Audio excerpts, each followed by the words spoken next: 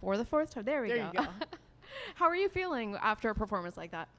I'm good. You know, there's always, I'm always my biggest critic. There's always things I feel like I could do differently.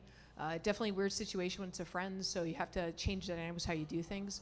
But all in all, I saw an opportunity. I seized it. Ilima and I talked. We knew that in any situation, if she was in that same position, she would have to do the same thing. How did it feel in the fight? Because I know you go in knowing I'm fighting a friend, I'm fighting a teammate, but how was it when you were actually in there, especially seeing her hurt through most of it? Yeah, definitely at the end is when it really all crashed and I was able to take it all in. In the midst of the fight, I was just trying to treat her like an opponent, just make sure that I was doing everything that I was supposed to do. But as soon as like that kick was thrown, it was dropped, and I saw the ref stepped in, that veil that was separating and changing the emotion from everything was able to fall away and just see her. And I was upset with the ref. He's like, get away from her. I'm like, excuse me? I'm not trying to hurt her. I'm trying to check on her. We've talked about this. She's not going to be upset that I'm there hugging her. What did you guys say to each other afterwards? Just said that we love each other. She just said, like, you know, don't feel bad. There's no apologies for what you did. And I just told her to keep her head up and that she was an absolute savage and a beast.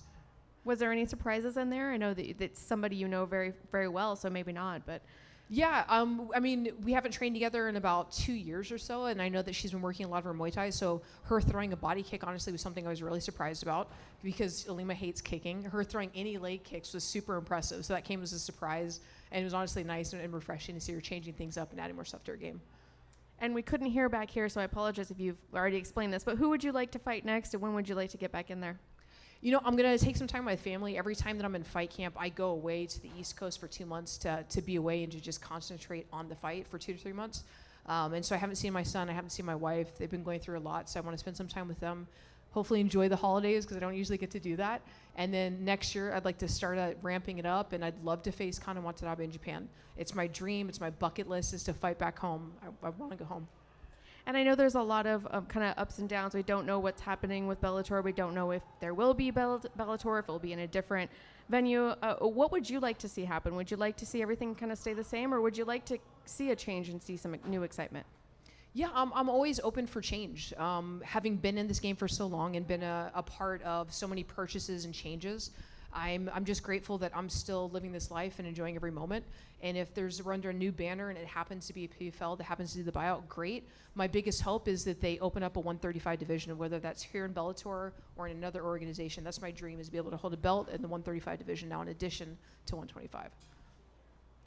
Liz, right over here.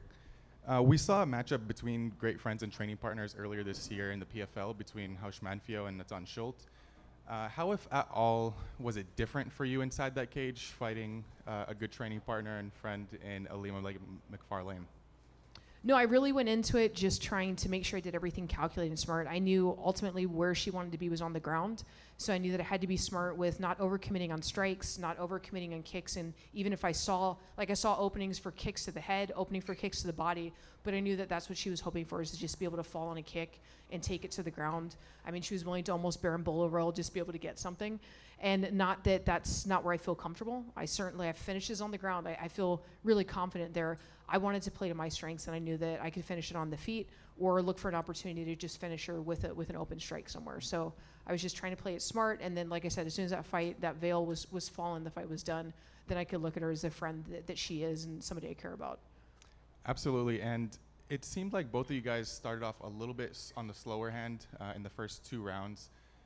Would you attribute that to being so familiar with one another in the training room, or would it be more just on the side of caution?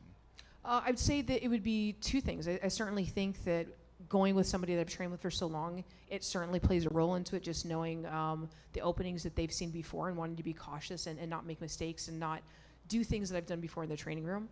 But it was also just wanting to pick her apart and wear her out. I knew that I had the cardio to dance around the cage for as much time, and I know under that, like most people, when they start to get frustrated, is they overcommit and they tend to make mistakes. So I was trying to make her make a mistake that I could capitalize on. Awesome. And last one from me. You did mention the hopes of the Bellator to open up a 135-pound division for the ladies, and something that I was thinking about was, would you ever consider even moving up to 145 and challenging Cyborg for that belt? There's no way. I don't even walk around at 145. So the possibility of like she cuts, and I know she's an enormous woman that puts her body through more than I think most fighters do to make it to 145. And so I'd just be walking there fully clothed onto the scale. That just doesn't make sense.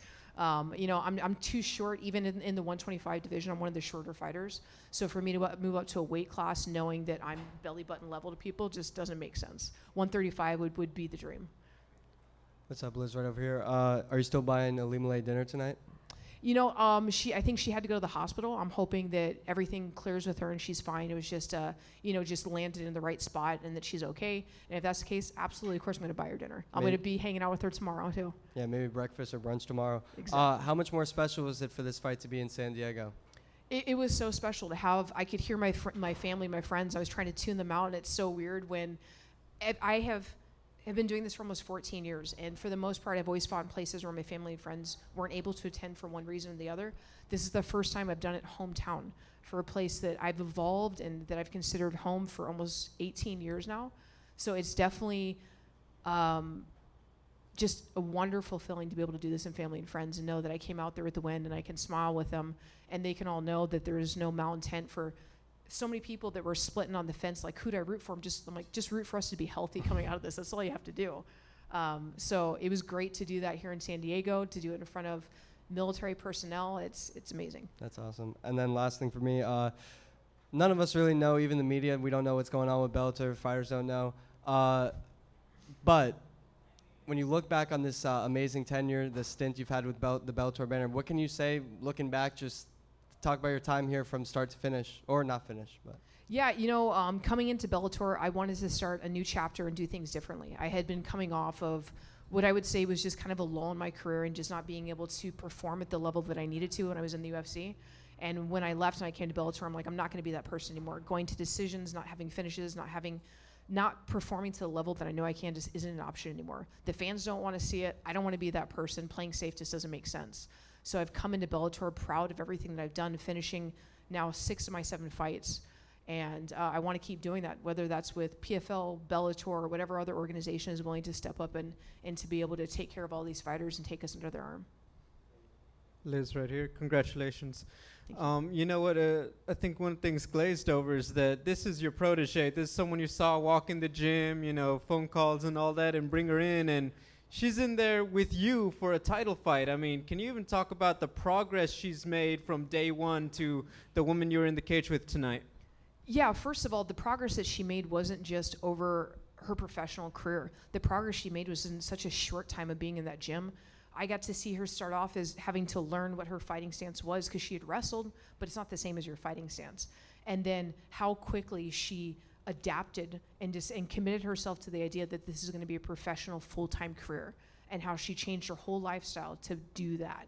And then watching as she built up the 125 division. Bellator's 125 division for women was non-existent before Ilima.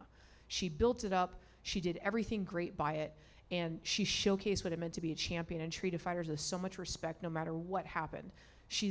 And then each fight you just see her pull off these super cool finishes, showing off the 10th planet system with all these cool things. She's grown so much, and I knew going in there with as much growth as she had, it wasn't gonna be an easy fight. I've trained with her, I know how it was, and then I've seen her. I knew that tonight was gonna be a difficult one, even just putting aside our emotional investment in each other, just for how much she's grown as a fighter. Now, she's obviously talked a bit about, being at the end of the career, maybe not, and everything else, and then now, obviously, her health and checking in on her knee. Would you like to see her go out there one more time, maybe one more card in Hawaii, or what are your thoughts, if any, that you'd like to share about her future? Yeah, I would hate for this to be how she goes out. For one, like I'd said in all my interviews leading up to this fight, I would just want to choke her and have her go to sleep and not be injured. The last thing I want to do is blow out her knee or whatever happens to be going on with her leg. That's the last thing I want. I want her to be able to come back and be able to take on another fight and go out under her terms. And again, show off a great finish that everybody can enjoy. And then finally, to talk about you, I mean, so many years in the game, obviously Pioneer, Strikeforce, UFC, now here in Bellator, and you're still going. And now you just outpaced your protege, and now you're talking about, hey, 2-division champion, I'm not done. I mean, what's the secret to your longevity just this many years in when obviously the grind can catch up to people? Yeah, it's, for one, the love of the sport. I think people will say that they love it, but they don't love growth. Like the fight for me is just the accumulation of everything that I've done leading up to it. I love being in the gym every day.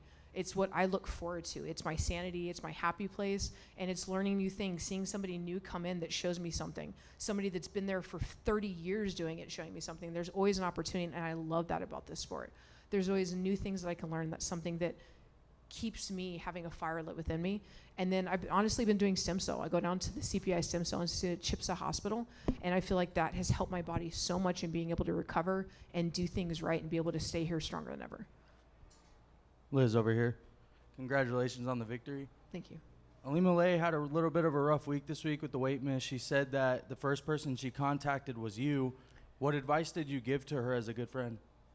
I just let her know that, for one, like, it was no hard feelings. For one, I've faced multiple opponents before where they haven't made weight, and I'll see them and they're like, yeah, I'm good, and they show up 11 pounds over. And I'm like, that's not good. You're not anywhere close to making weight. She at least was like, hey, I'm kind of struggling, and let me know going into this. So there's never a doubt in my mind. And I've had other opponents do the same thing. I respect that. You're forthright. You're not trying to trick anybody here and that you're going to make weight, right? So that I respect. And I told her, I was like, hey, I have any of my weight cutting stuff. I have a wet sauna. I have a dry sauna. If you want to use any of my stuff, I can come help you. You can use any of it. If you're done and your body can't take anymore, do what's healthy for you. I know you're close. Whether that means you want to keep cutting, I'll help you. If you're done, that's fine as well. Just do whatever's safe for you. You're the first person to ever finish her in her career. How does that make you feel? And then will there be bragging rights when you guys finally do go do that dinner? If her leg's okay, then yeah, there's bragging rights, and I can certainly say that. If her leg's not okay, it's a different feeling. She's still my friend. She's still somebody I care about. And in my head, I was going into this not wanting it to be a decision. I wanted it to be a finish, and I just wanted it to be a safe finish. So that's definitely something I can say with pride, knowing that she's cleaned out the division. Nobody's been able to do that. Thank you. Hey, Liz, right here. How's it going? Hey. I spoke to you at Media Day. You talked about fighters, when they get the belt, sometimes they take their foot off the gas. It looks like you was on Premium Unleaded tonight. Just asking about something. It seems like your fighting style changed over the last two fights. We're not seeing the same going for takedowns wrestling. The striking was crisp. Who have you been working with on these last two fights that changed up your game plan? I'm working with the same coaches, Charles Martinez and Vince Salvador. They're two phenomenal striking coaches that are underrated in the fight game. They're who I swapped to that had been my winning streak in Bellator. I train with them full time. I now live in Nashville, Tennessee, and I start my camp off here in San Diego, California with Vince and team at the arena, and then I head out to Virginia Beach and I train with Coach Charles.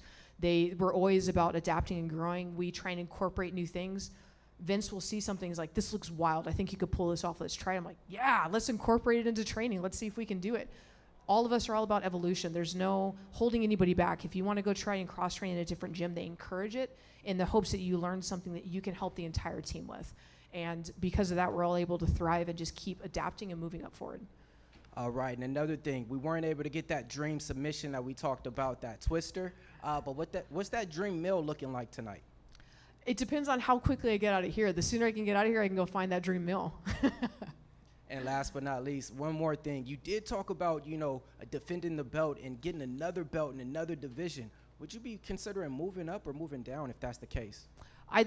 Moving down isn't a possibility. 125 is a rough cut. I play it off, and I keep a smile and I keep it on my face because I'm happy to be here and to have these opportunities. But in all honesty, it's a really rough cut. I should be a 130 fighter, not a 125er, not 135er. So if I can get that 135 belt, that's going to make my dream come true. Hey, Liz. So it seemed like Ilima hurt her leg at some point earlier in the fight. When did you pick up on that, and did you decide that was something that you were just going to keep pressuring until the fight was over? Yeah, I would say that I started to really pick up on it towards the end of the second, into the third round, where I noticed it was bothering her. But I also know that where she wanted to be was on the ground to pull off submissions or slice with elbows. I know how bony and sharp her elbows are. And even if I wasn't worried about getting submitted, an accidental elbow that grazes, that ends a fight. So I was just trying to play it smart, not get in those situations. And I didn't want to overcommit and chase something that would compromise me and put me in a position that would cost me the fight. You called for a Kana Watanabe rematch in Japan after this. What is your interest in that fight, and why in Japan? Japan, I grew up in Okinawa, Japan. And it's always been my dream once I got into fighting to go back home. I have not been back to Okinawa since 2006. And that's a really sad idea because there's so many memories I have there, and I love that culture, I love that community, and I want to go back and visit. So it would be my bucket list to be able to fight in Japan. I don't see it happening in Okinawa because it's so small, so it'd have to be mainland Japan. And I think that with Kana's following in Japan, it only makes sense that she could help bring it there and bring a lot of people wanting to show up for it so we can make that fight happen. Thank you. Thank you.